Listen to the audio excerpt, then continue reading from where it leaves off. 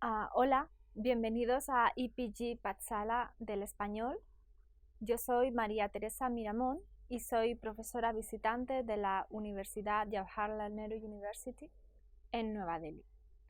Estamos en el paper 10, en el módulo número 1, que se titula Temas y problemas del Renacimiento español. El resumen de esta unidad es que con el fin de la Edad Media, la etapa áurea de las letras españolas comienza. Esta etapa abarca 2 siglos, el siglo XVI y el XVII. Como un conjunto se los llama el siglo de oro español. La gran diversidad que nos ofrece el siglo de oro lo hace necesario separarlo en 2 etapas. La primera se llama Renacimiento y la segunda es llamada Barroco. En este capítulo vamos a estudiar el Renacimiento y sus diferentes significados. Vamos a empezar con el Renacimiento. El Renacimiento, como movimiento cultural y literario, llegó a la Europa a causa de muchas razones sociales, políticas y económicas. En primer lugar, la llegada de los humanistas y la filosofía humanista, que valoraba todo lo referente a la esencia humana, ocurrió gracias al progreso de las ciencias y ayudó a promover una atmósfera de cambio. No obstante, el Renacimiento no podía crear su propio sistema filosófico. Se limitaba a resucitar algunos elementos del pensamiento clásico y aplicar el racionalismo a la casi ya caduca escolástica medieval. Del pensamiento clásico tomó el escepticismo, que enfrentó al dogmatismo medieval, y al estoicismo senequista, que ya había influido en el pensamiento medieval, con su contacto con la moral cristiana y que coincidió también con el pensamiento renacentista en temas comunes, como la valoración de la dignidad del ser humano. En cuanto a la base filosófica del Renacimiento, ocurrió una valoración de Platón más que de Aristóteles, aunque el Renacimiento había tratado de conciliar a los dos. Se ve la influencia de Platón en el tratamiento del tema del amor. Se considera la belleza de los seres humanos como una reflexión de la belleza espiritual, que, por su lado, es el reflejo de la belleza divina. Para acercarse a Dios, la vía puede ser el amor concreto para un individuo. Los 3 puntos de partida eran la mujer, el arte y la naturaleza, que podían llevar a un hombre hacia la divinidad. Este concepto neoplatónico del amor tendría muchas vertientes, como por ejemplo la escuela ascética mística, que veremos más adelante en otro capítulo. El descubrimiento de la imprenta, que fue introducida en España en 1472 y en México en 1535, como consecuencia de la capitalidad de Madrid, llegó solo en 1566, y la brújula posibilitaron la difusión del conocimiento y también posibilitó poder realizar viajes por el mundo, que a su vez dio lugar a un nuevo conocimiento. La valoración inmensa de la antigüedad clásica, que no solo se limita a la literatura, sino también se extiende hacia la arquitectura y la escultura, trajo nuevos aspectos en el arte.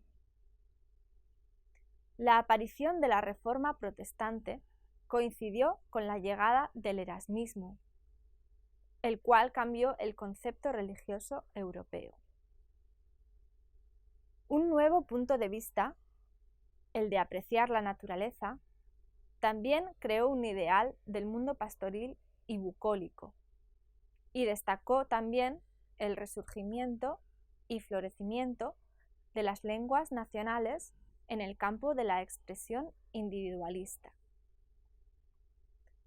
A pesar del hecho de que durante el Renacimiento se cultivaron el latín clásico al estilo ciceroniano, surgió una alta valoración de las lenguas vernáculas debido a la alabanza de las mismas que habían hecho los clásicos gracias a su contacto con la naturaleza. Estas lenguas fueron consideradas el medio más apto para la expresión sencilla, quitada de toda artificiosidad. En España, por ejemplo, el castellano llegó a sustituir al latín. La incorporación de las formas italianas en la literatura, especialmente en el campo de la poesía, dio luz a un nuevo método de expresión. La influencia de corrientes italianas y grecolatinas dio cierta homogeneidad a la producción literaria en general. La primera vez surgió una literatura cosmopolita en Europa. Este gusto por lo clásico hizo que los renacentistas buscaran una belleza formal, algo muy alejado de los propósitos didácticos de la Edad medieval. Tomaron por su inspiración la naturaleza, que en una vuelta a los temas paganos, les hizo centrarse sobre el bucolismo pastoril y también sobre la mitología pagana. En cuanto a la poesía, fue el italiano Petrarca la inspiración. De este hombre, de Petrarca, derivaron la afición por la belleza formal, la introspección amorosa, el uso del endecasílabo y también la exaltación de la naturaleza. Aunque el Renacimiento representó un paso adelante en el desarrollo humano, su afición por los modelos clásicos menospreció a la espontaneidad natural en la creación literaria.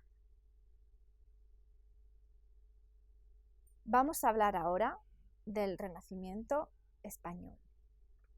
Existe, como de costumbre, una diferencia cronológica entre el Renacimiento europeo y el Renacimiento español.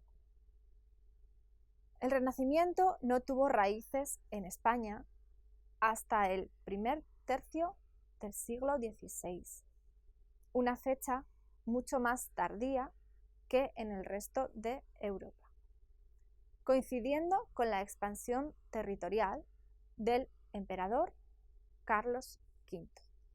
Sin embargo, persisten algunas características propiamente españolas en el Renacimiento español, que también darán lugar a un largo debate sobre la existencia verdadera del Renacimiento en España. Hay muchos elementos tradicionalistas que van juntos con elementos renacentistas en la historia del país.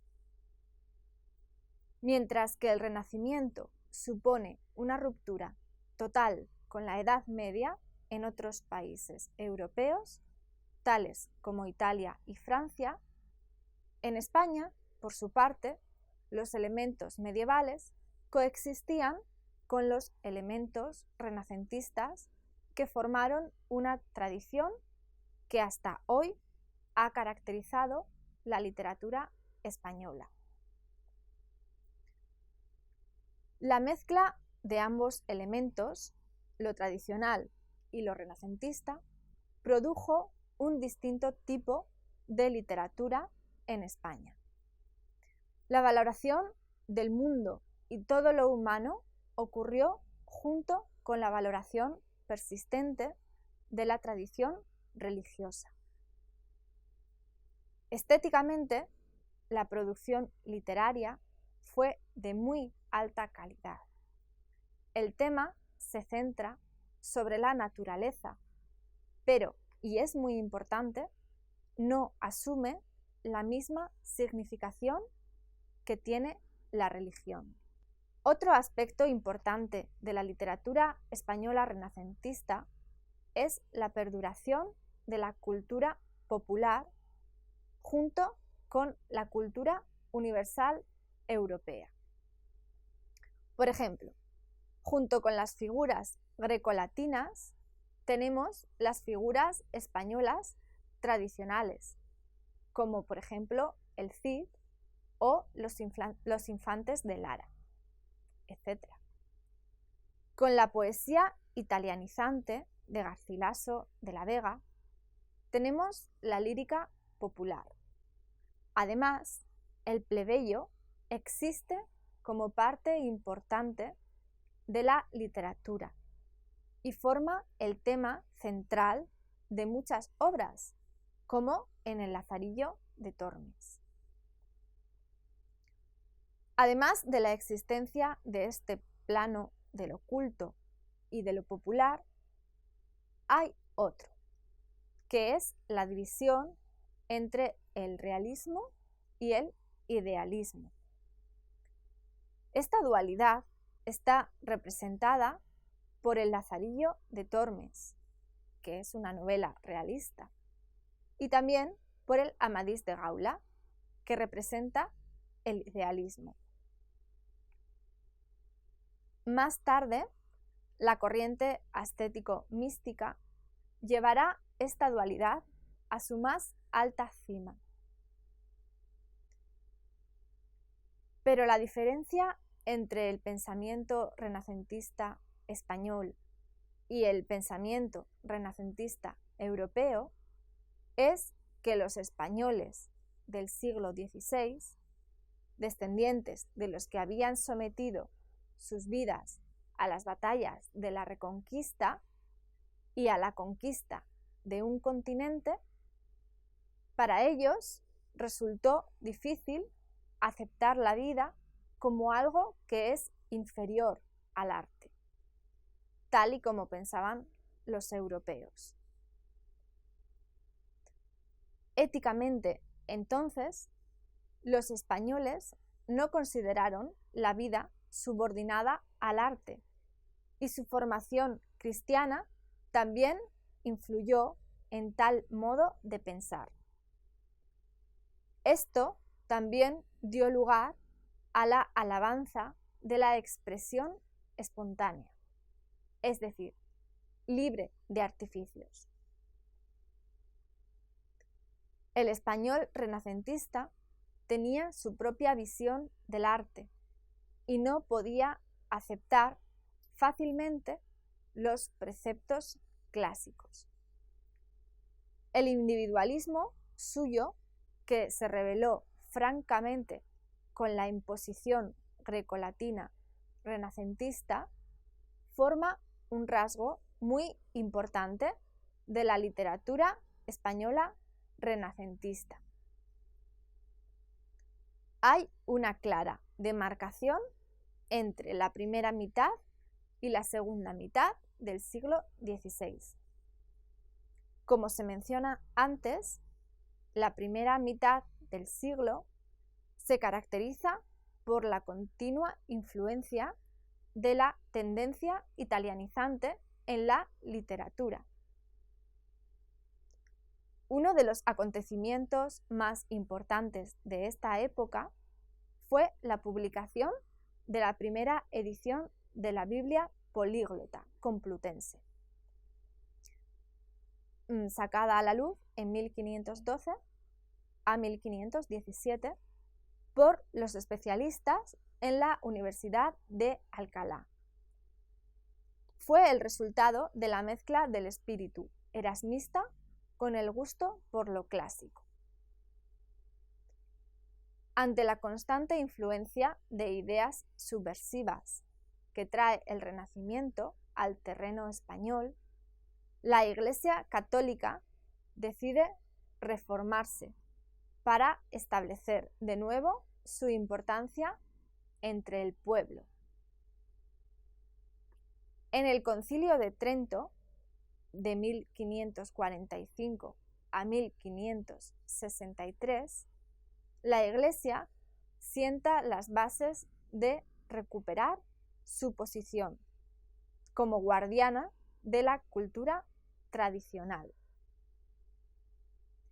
Empieza así la Contrarreforma, que por un largo plazo tiene éxito en establecer la Iglesia Católica como la única autoridad en difundir la educación, mediante la cual refrena las ideas traídas del exterior.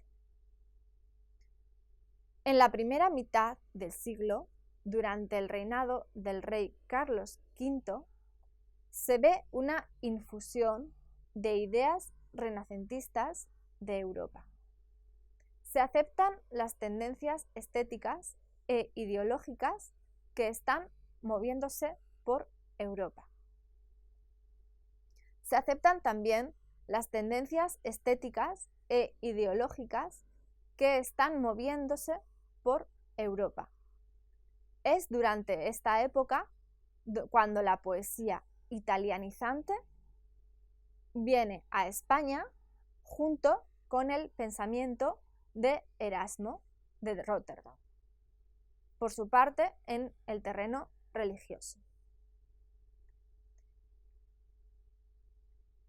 En la segunda mitad del siglo, durante el reinado del rey Felipe II, sin embargo, gracias al entendimiento entre la Iglesia y la política, triunfan los ideales tradicionalistas.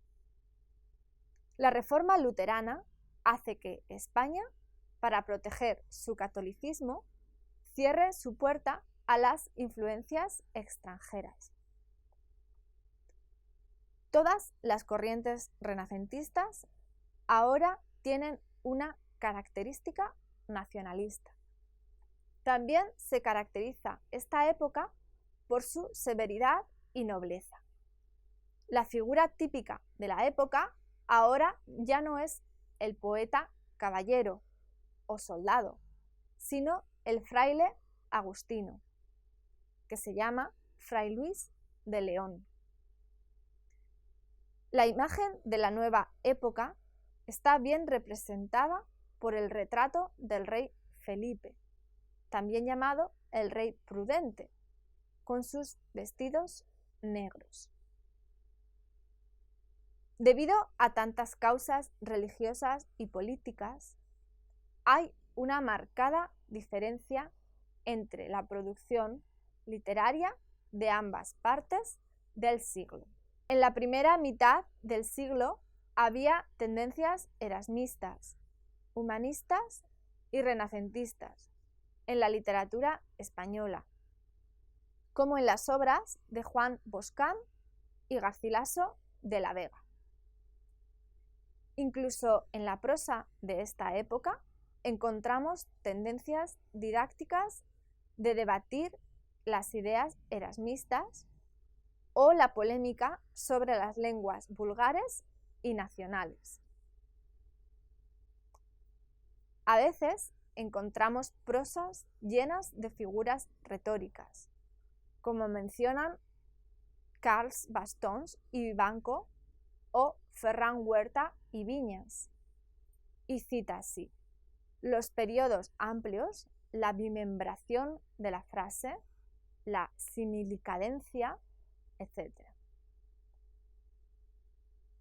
Hacia 1560, en la segunda mitad del siglo, España casi cierra sus puertas a Europa. La literatura ahora sufre a causa de la censura. La política de la época exige que los jóvenes españoles no estudien en las universidades europeas. La importación de libros extranjeros sin el permiso real era ilegal y la aprobación del censor fue imperativa para publicar un libro. Otro aspecto muy importante de la época fue la Inquisición, que tenía mucha influencia sobre la producción literaria. Fue establecida en 1238 para reprimir la herejía, pero hacia 1480 empezó a perseguir a todos los árabes y judíos que se habían convertido al cristianismo, porque creían que practicaban su religión en secreto. Así se crea una atmósfera de persecución e inseguridad. Su autoridad se extiende a la literatura también, con la regulación de libros publicados e ideas expresadas. Se publicó el libro Índices expurgatorios, el cual enumeraba los libros erasmistas prohibidos. Según Ramón Tamames y Sebastián Quesada, la Inquisición fue un fruto del singular clima político y espiritual de la época. Su extensión a todos los territorios de la corona le confirió gran fuerza y autoridad.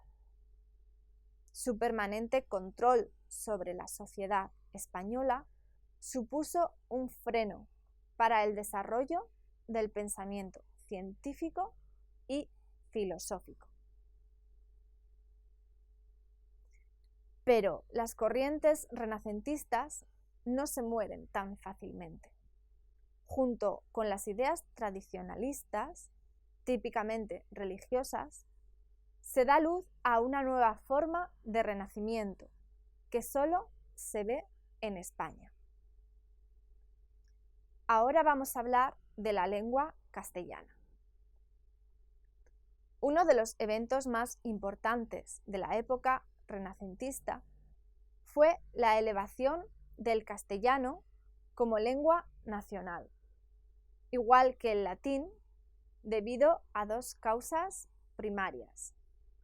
Una fue por la publicación de la gramática de Antonio Nebrija a finales del siglo XV. Este fue el primer libro sobre la gramática de una lengua romance, el castellano. La segunda fue la expansión territorial realizada durante el reinado de Carlos V, que puso al castellano al nivel de las lenguas internacionales. También será la lengua de los españoles que vayan al llamado Nuevo Mundo.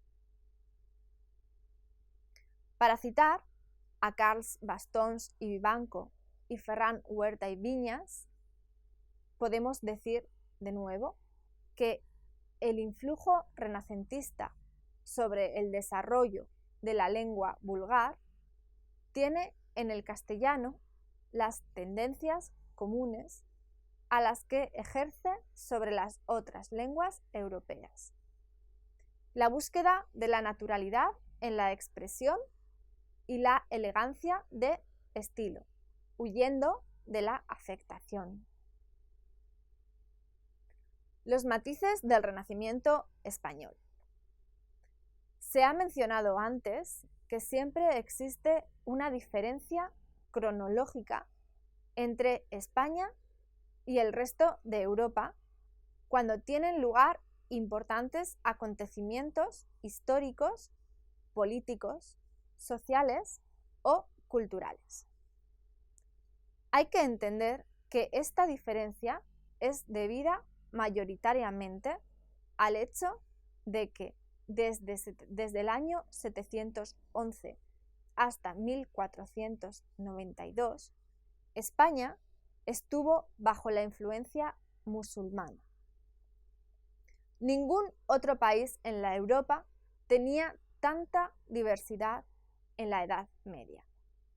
Coexistían tres religiones: el cristianismo, el judaísmo y el islam. La Edad Media fue caracterizada por la tolerancia religiosa que dio lugar a muchas innovaciones en el pensamiento español y europeo. Cuando avanzaron los reinos cristianos a reconquistar los territorios musulmanes, querían unificar España bajo una misma religión, la religión cristiana. Estos fueron los reyes católicos, Isabel de Castilla y Fernando de Aragón, quienes decidieron utilizar la oficina de la Inquisición para perseguir a todos los judíos y musulmanes conversos, quienes practicaban su religión en secreto. La intolerancia y la persecución religiosa significaban que un elemento de reacción se oponía a los elementos ilustrados que penetraban en el Renacimiento, según Parker. En efecto, esta persecución e intolerancia fueron efectos del espíritu nacionalista que traía el Renacimiento y que había sujetado a Europa. El Renacimiento tardó en llegar a España, a causa de la presencia del mahometanismo y el judaísmo.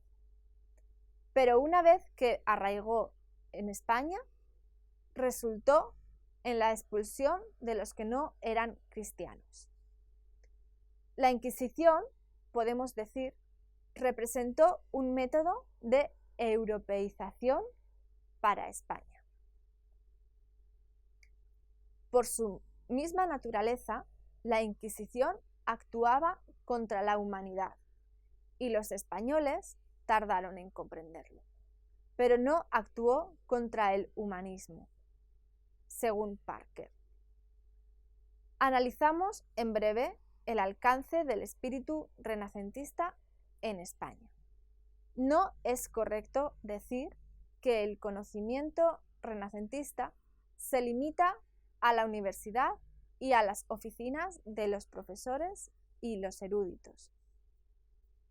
También había muchas personas en esta época quienes manejaban muchos trabajos al mismo tiempo, tales como la administración, los estudios filosóficos, la enseñanza, etc.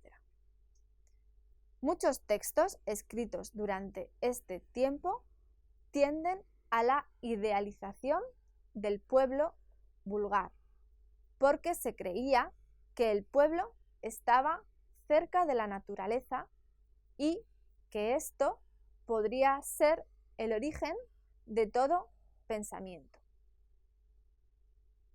En el campo de la filosofía, España siguió los pasos de la influencia renacentista del neoplatonismo y la tradición del escolasticismo aristotélico. Algunos filósofos rechazaron el estudio metafísico de la filosofía y aplicaron su racionalidad a los problemas del mundo actual del tiempo, utilizando la teología y la filosofía para debatir los problemas sociales, culturales y políticos del periodo. Otros abrieron nuevos caminos al intentar deducir las ideas únicamente de los sentidos y convertir el análisis mental individual de su propio proceso de cognición en el punto de partida de la especulación. Volvemos a citar a Parker. Resaltó también el tema de la especialización de la enseñanza dependiendo de la aptitud del niño. El sistema educativo se centró ahora sobre la elección de una profesión para el niño a una temprana edad, según su capacidad intelectual. El otro ámbito en el que se ve la influencia renacentista en el pensamiento fue el debate de España y su actividad colonial en el Nuevo Mundo. La manifestación más famosa de esta polémica fue el debate entre Bartolomé de las Casas, 1474-1566, un fraile dominico promotor de la causa antiimperialista, y de Juan Ginés de Sepúlveda, 1490-1573, famoso latinista e historiador. Sepúlveda se centra en la filosofía de los antiguos griegos y dice que es el mandato de algunas civilizaciones superiores de someter a las que son esclavos por naturaleza. En este caso, España y los indios del Nuevo Mundo. Por otro lado, Las Casas argumenta que la guerra no es necesaria para hacerse de un pueblo una civilización, según los parámetros europeos. Esta impresionante afirmación es un ejemplo del idealismo y la fe en la humanidad característicos del Renacimiento.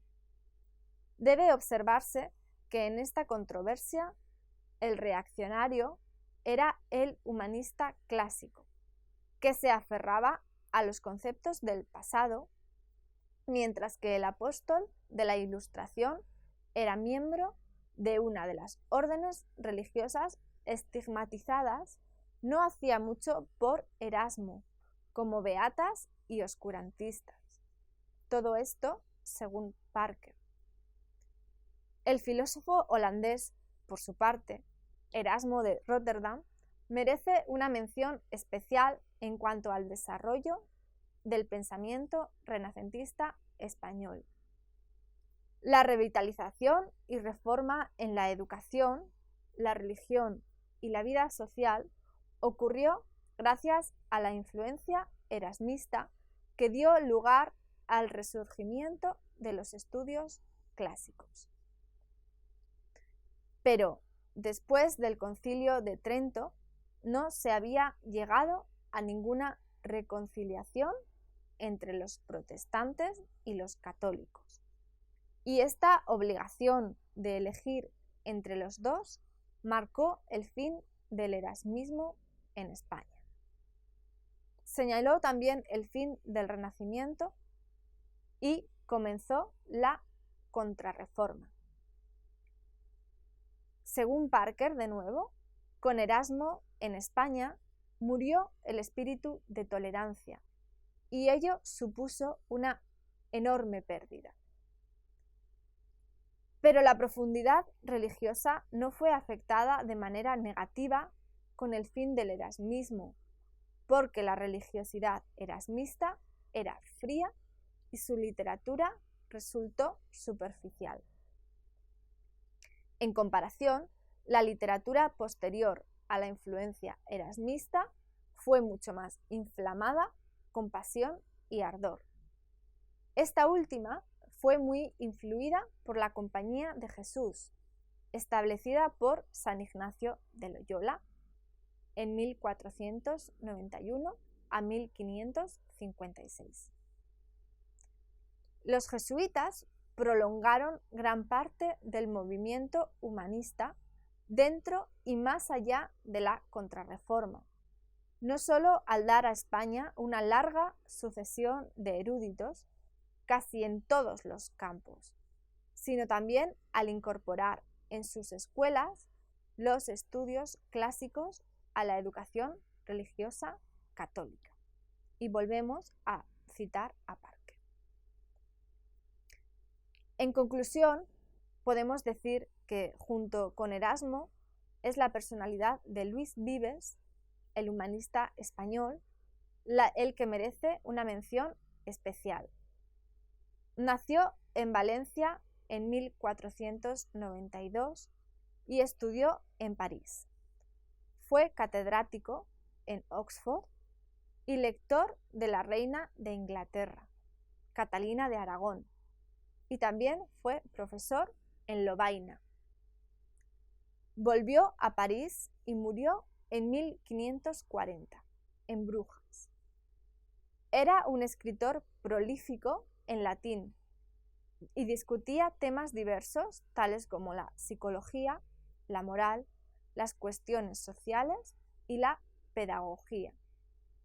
No creó un nuevo sistema filosófico, pero utilizó todas las tendencias y corrientes europeas de la época para alargar sus ideas. De hecho, con sus ideas sobre la inspección psicológica y la observación experimental para estudiar la naturaleza, le hacen precedente de muchos filósofos europeos como Bacon o Descartes. Muchas gracias, esperemos en el siguiente capítulo.